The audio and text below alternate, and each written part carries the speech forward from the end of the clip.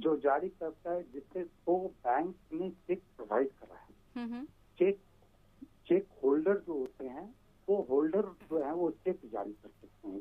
पहली बात, जिसके पास चेक बैंक में इशू फैसिलिटीज भी है, वो चेक जारी कर सकते हैं।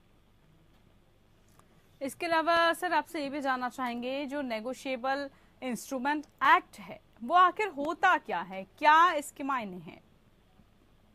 जब आप कोई ड्रॉवर ने किसी ड्रॉई को चेक इशू किया, जी, मैंने अगर ए ने किसी बी को चेक इशू किया, एक सर्टेन अमाउंट इशू किया, उसमें कुछ फंडामेंटल रिक्वायरमेंट, चेक जो है वो स्पेसिफिक पर्सन के नाम से इशू होगी, चेक में अमाउंट जो मेंशन होगी, चेक में डेट मेंशन होगी, इंडोर्स की होगी जो साइन करेंगे चेक, और वो चेक इश्यू होती है, उसमें डेट मेंशन होती है। जब तक कि चेक की वैलिडिटी होती है तब तक होल्डर इन ड्यू कोर्स जो चेक जो होल्ड करता है, जिसके नाम से इश्यू हुई, जो ड्राई करते हैं, वो उसके पेमेंट के हकदार होते हैं और वो उस चेक को प्रेजेंट कर सकते हैं।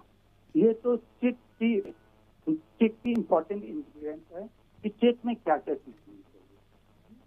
अनदर थिंग ये है कि अगर आपको चेक इशू हुआ और आपने प्रेजेंट करा चेक, किसी ने प्रेजेंट करा चेक, तो ये ड्रॉअर की ड्यूटी है कि वो चेक अमाउंट जो फिल करके दिया है उसके अकाउंट में उतनी अमाउंट, सफिशिएंट अमाउंट उसमें अवेलेबल हो जिससे कि वो चेक ऑनर हो पाए। ठीक है। अगर वो ऑनर नहीं होती है तो ये डिसऑनर होती है। डिसऑनर मोटा मोटी अनादर ही आप हिंदी में कर सकते हैं, डिसऑनर हो। जब डिसऑनर हो जाती है तो ये स्टेट की जो केसेस हैं वो एक स्टिपुलेटेड टाइम बाउंड इसमें बहुत बड़ी मायने रखती है। उस टाइम बाउंड से आप चेक के अमाउंट के लिए आप कंसर्न एमएम कोर्ट में जा सकते हैं।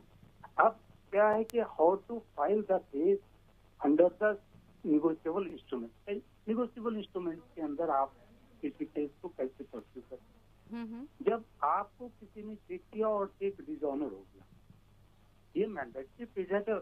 जब आपको पता चला कि मुझे ड्रॉई को ये पता चला कि ये चेक डिसऑनर हो गया, दैट डे से विदिन 30 डेज वो जो है नोटिस इशू करेंगे, और लीगल नोटिस की स्पेसिफिक रिक्वायरमेंट होती है जिसमें मेंशन करना है। लीगल नोटिस में मेंशन ये रिक्वायरमेंट है कि ये डिमांड होनी चाहिए कि ये चेक अमाउंट मुझे वापिस, उसमें ये होनी चाहिए कि ये 15 डेज के अंदर का टाइम फ्रेम होनी चाहिए। ये मैंडेटरी चीज, वो लीगल नोटिस की है। वो लीगल नोटिस के सर्विस के 15 डेज के अंदर जिसके जो ड्रॉअर है, मतलब जिसने चेक इशू करा है, उसको पैसे रिटर्न करना। अगर वो पैसे रिटर्न नहीं करते हैं तब ये चेक निगोशिएबल इंस्ट्रूमेंट का चेक का केस जो है वो कमीशन होती है। वो उस दिन ऑफेंस जो मानी जाती है, ये ऑफेंस कंटिन्यू हुई, ये ऑफेंस हुई जी जी। अगर वो 15 डेज के अंदर पैसे दे देते हैं देन वो ऑफेंस नहीं है। अगर वो 15 डेज के अंदर पेमेंट नहीं देते हैं तो ये ऑफेंस आ जाती है। बिल्कुल। तो उस 15 डेज के बाद एप्लीकेंट के पास पेमेंट के पास 30 दिन की टाइम होती है, जिस 30 दिन के टाइम के अंदर वो कंसर्न एमएमसी कोर्ट में। अब इसको लेकर आगे भी सवाल है बहुत सारे, वो भी आपसे हम जानना चाहेंगे। जब हम बात करते हैं कि चेक बाउंस की, हम ये तो बात करें कि चेक बाउंस हो जाता है, लेकिन ये होता कब कब है? कब कब हम इससे माने कि अब जो है हमारा जो चेक है वो बाउंस हो जाएगा? ये प्रक्रिया कब कब हो सकती है? जी, चेक बाउंस की प्रक्रिया जो है, ये चेक बाउंस की प्रक्रिया बेसिकली जो है, ये चेक बाउंस पे एक डिसऑनर हुआ जिस दिन चेक के मेमो आ गए थे बैंक से कि ये मेमो जो होती है बैंक इशू करती है। जब चेक बाउंस हो जाती है तो बैंक एक मेमो इशू करती है, वो जो होल्डर होती है चेक के उसके नाम से, जिसको हम ड्राई करते हैं, पे करते हैं, उसको उसमें वो मेंशन होता है कि ये इस कारण से चेक बाउंस हो गई। और वो चेक बाउंस होने के बाद वो बाउंस जो चेक है वो ऑप्शन तब कंटिन्यू होती है जब लीगल नोटिस देने के बाद वो व्यक्ति जो ड्रॉअर होता है वो पेमेंट नहीं करता 15 दिन तक। उस पूरी तंत्र को चेक बाउंस की प्रक्रिया, ये कंटिन्यूटी में है। ठीक है। और अगर हम बात करें चेक बाउंस हो जाता है तो क्या इसमें क्रिमिनल केस भी दायर कर सकते हैं? क्या इसके अंतर्गत ही आता है क्रिमिनल केस जिस पर दायर किया जा सके? निगोशिएबल इंस्ट्रूमेंट की अभी चर्चा हो रही है तो ये क्वासी क्रिमिनल है। क्वासी क्रिमिनल इसलिए कहते हैं इसको कि इसकी जो प्रक्रिया, इसमें पनिशमेंट भी है और इसमें due time of the cheque amount की पेमेंट भी बनती है ना, और या दोनों बनती है, इसलिए इसको क्वासी क्रिमिनल में आते हैं। ऑल्दो निगोशिएबल इंस्ट्रूमेंट की सिविल प्रक्रिया भी है, वहाँ आप रिकवरी कर सकते हैं। यहाँ पे पनिशमेंट की प्रक्रिया है और आप two time of the cheque amount की दिवाते हैं ना। ये क्रिमिनल केस है।